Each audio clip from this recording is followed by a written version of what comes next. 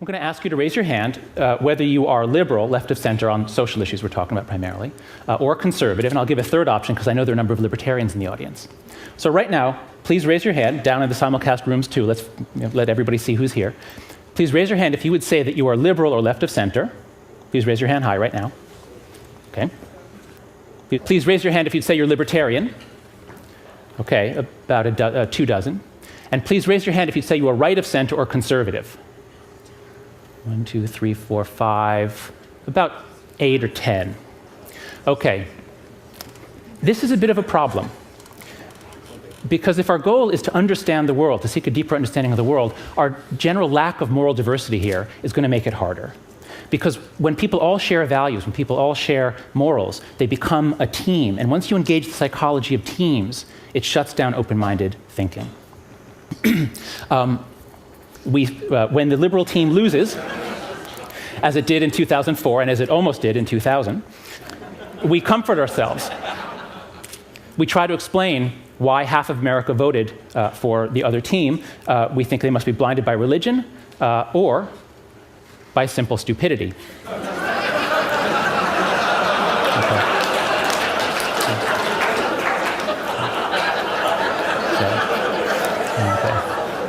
So if you think that half of America votes Republican because they are blinded in this way, then my message to you is that you're trapped in a moral matrix, in a particular moral matrix. And by the matrix, I mean literally the matrix, like the movie The Matrix. But I'm here today to give you a choice. You can either take the blue pill and stick to your comforting delusions, or you can take the red pill, learn some moral psychology, and step outside the moral matrix. Now, because I know...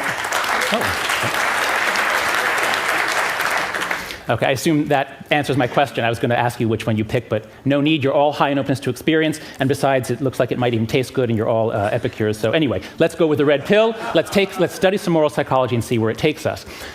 Let's start at the beginning. What is morality, and where does it come from? The worst idea in all of psychology is the idea that the mind is a blank slate at birth. Developmental psychology has shown that kids come into the world already knowing so much about the physical and social worlds, and programmed to make it really easy for them to learn certain things and hard to learn others. The best definition of innateness I've ever seen, this just clarifies so many things for me, is from the brain scientist Gary Marcus. He says, the initial organization of the brain does not depend that much on experience. Nature provides a first draft, which experience then revises. Built-in doesn't mean unmalleable, it means organized in advance of experience. Okay, so what's on the first draft of the moral mind? To find out, my colleague Craig Joseph and I read through the literature on anthropology, on cultural variation and morality, and also on evolutionary psychology, looking for matches. What are the sorts of things that people talk about across disciplines, that you find across cultures, and even across species? We found five best matches, which we call the 5 foundations of morality. The first one is harm-care. We're all mammals here. We all have a lot of neural and hormonal programming that makes us really bond with others, care for others, feel compassion for others, especially the weak and vulnerable, gives us very strong feelings about those who cause harm. This moral foundation underlies about 70% of the moral statements I've heard here at TED. The second foundation is fairness, reciprocity. There's actually ambiguous evidence as to whether you find reciprocity in other animals, but the evidence for people could not be clearer. This Norman Rockwell painting is called The Golden Rule, and we heard about this from Karen Armstrong, of course, as the foundation of so many religions. That second foundation underlies the other 30% of the moral statements I've heard here at TED. Third foundation is in-group loyalty. You do find groups in the animal kingdom, you do find cooperative groups, but these groups are always either very small or they're all siblings. It's only among humans that you find very large groups of people who are able to cooperate, join together into groups, but in this case, groups that are united to fight other groups. This probably comes from our long history of tribal living, of tribal psychology. And this tribal psychology is so deeply pleasurable that even when we don't have tribes, we go ahead and make them because it's fun. Sports is to war as pornography is to sex. We get to exercise some ancient drives. The fourth foundation is authority respect. Here you see submissive gestures from 2 members of very closely related species. But authority in humans is not so closely based on power and brutality as it is in other primates. It's based on more voluntary deference and even elements of love at times. The fifth foundation is purity, sanctity. This painting is called The Allegory of Chastity, But purity is not just about suppressing female sexuality. It's about any kind of ideology, any kind of idea that tells you that you can attain virtue by controlling what you do with your body, by controlling what you put into your body. And while the political right may moralize sex much more, the political left is really doing a lot of it with food. Food is becoming extremely moralized nowadays, and a lot of it is ideas about purity, about what you're willing to touch or put into your body. I believe these are the 5 best candidates for what's written on the first draft of The Moral Mind. I think this is what we come with, at least a preparedness to learn all of these things. But as my son Max grows up in a liberal college town, how is this first draft going to get revised? And how will it end up being different from a kid born 60 miles south of us in Lynchburg, Virginia? To think about cultural variation, let's try a different metaphor. If there really are 5 systems at work in the mind, 5 sources of intuitions and emotions, then we can think of the moral mind as being like one of those audio equalizers that has 5 channels where you can set it to a different setting on every channel. And my colleagues Brian Nozick and Jesse Graham and I made a questionnaire, which we put up on the web at www.yourmorals.org. And so far, 30,000 people have taken this questionnaire, and you can too. Here are the results. Here are the results from about 23,000 American citizens. On the left, I've plotted the scores for liberals. On the right, those for conservatives. In the middle, the moderates. The blue line shows you people's responses on the average of all the harm questions. So as you see, people care about harm and care issues. They give high endorsement of these sorts of statements all across the board. But as you also see, liberals care about it a little more than conservatives. The line slopes down. Same story for fairness. But look at the other 3 lines. For liberals, the scores are very low. Liberals are basically saying, no, this is not morality. In-group authority, this stuff has nothing to do with morality. I reject it. But as people get more conservative, the values rise. We could say that liberals have a kind of a 2-channel or 2-foundation morality. Conservatives have more of a 5-foundation or 5-channel morality. We find this in every country we look at. Here's the data for 1,100 Canadians. I'll just flip through a few other slides. The UK, Australia, New Zealand, Western Europe, Eastern Europe, Latin America, the Middle East, the East Asia, and South Asia. Notice also that on all of these graphs, the slope is steeper on in-group authority purity, which shows that within any country, the disagreement isn't over harm and fairness. We debate over what's fair, but everybody agrees that harm and fairness matter. Moral arguments within cultures are especially about issues of in-group authority purity. This effect is so robust that we find it no matter how we ask the question. In one recent study, we asked people to suppose you're about to get a dog, you picked a particular breed, you learned some new information about the breed. Suppose you learn that this particular breed is independent-minded and relates to its owner as a friend and an equal. Well, if you're a liberal, you say, hey, that's great, because liberals like to say, fetch, please.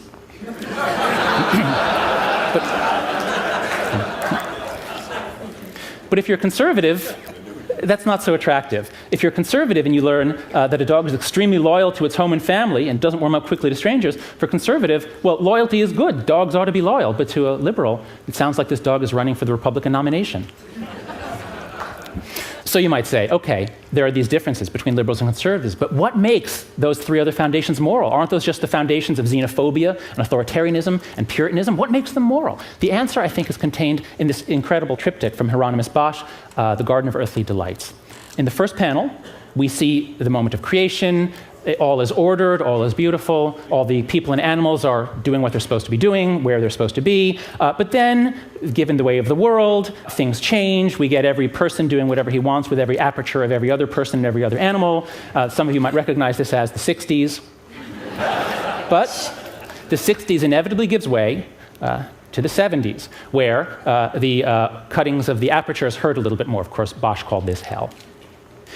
So this triptych, these 3 panels, portray the timeless truth that order tends to decay, the truth of social entropy. But lest you think this is just some part of the Christian imagination where Christians have this weird problem with pleasure, here's the same story, the same progression, told in a paper that was published in Nature a few years ago, in which Ernst Fehr and Simon Gachter had people play a commons dilemma, a game in which you give people money, and then on each round of the game, they can put money into a common pot, and then the experimenter doubles what's in there, and then it's all divided among the players. So it's a really nice analog for all sorts of environmental issues, where we're asking people to make a sacrifice, and they themselves don't really benefit from their own sacrifice, but you really want everybody else to sacrifice, but everybody has a temptation to free ride. And what happens is that at first people start off reasonably cooperative. And this is all played anonymously. On the first round, people give about half of the money that they can, but they quickly see, you know what, other people aren't doing so much, so I don't want to be a sucker, I'm not going to cooperate, and so cooperation quickly decays from reasonably good down to close to 0. But then, and here's the trick, Fair and Gachter said on the 7th round, they told people, you know what, new rule, if you want to give some of your own money to punish people who aren't contributing, you can do that. And as soon as people heard about the punishment issue going on, cooperation shoots up. It shoots up and it keeps going up. There's a lot of research showing that to solve cooperative problems, it really helps. It's not enough to just appeal to people's good motives. It really helps to have some sort of punishment, even if it's just shame or embarrassment or gossip. You need some sort of punishment to bring people, when they're in large groups, to cooperate. There's even some recent research suggesting that religion, priming God, making people think about God, often in some situations leads to more cooperative, more pro-social behavior. Some people think that religion is an adaptation evolved both by cultural and biological evolution to make groups to cohere, in part for the purpose of trusting each other and then being more effective at competing with other groups. I think that's probably right, although this is a controversial issue. But I'm particularly interested in religion, in the origin of religion, and in what it does to us and for us, because I think that the greatest wonder in the world is not the Grand Canyon. The Grand Canyon is really simple. It's just a lot of rock and then a lot of water and wind and a lot of time, and you get the Grand Canyon. It's not that complicated. This is what's really complicated, that there were people living in places like the Grand Canyon, cooperating with each other, or on the savannas of Africa, or on the frozen shores of Alaska. And then some of these villages grew into the mighty cities of Babylon and Rome and Tenochtitlan. How did this happen? This is an absolute miracle, much harder to explain than the Grand Canyon. The answer, I think, is that they used every tool in the toolbox.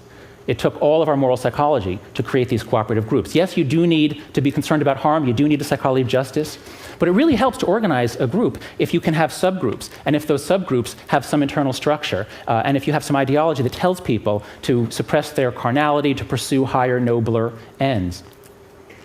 And now we get to the crux of the disagreement between liberals and conservatives. Because liberals reject 3 of these foundations. They say, no, let's celebrate diversity, not common in-group membership. They say, let's question authority, and they say, keep your laws off my body. Liberals have very noble motives for doing this. Traditional authority, traditional morality can be quite repressive and restrictive to those at the bottom, to women, to people that don't fit in. So liberals speak for the weak and oppressed. They want change and justice, even at the risk of chaos. As this guy's shirt says, stop bitching, start a revolution. If you're high on openness to experience, revolution is good, it's change, it's fun. Conservatives, on the other hand, speak for institutions and traditions. They want order, even at some cost, to those at the bottom. The great conservative insight is that order is really hard to achieve, it's really precious, and it's really easy to lose. So as Edmund Burke said, the restraints on men, as well as their liberties, are to be reckoned among their rights. This was after the chaos of the French Revolution. So once you see this, once you see that liberals and conservatives both have something to contribute, that they form a balance on change versus stability, then I think the way is open to step outside the moral matrix. This is the great insight that all the Asian religions have attained. Think about yin and yang. Yin and yang aren't enemies. Yin and yang don't hate each other. Yin and yang are both necessary, like night and day, for the functioning of the world.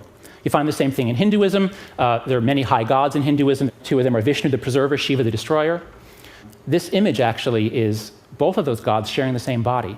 You have the markings of Vishnu on the left, so we could think of Vishnu as the conservative god. You have the markings of Shiva on the right. Shiva is the liberal god, and they work together.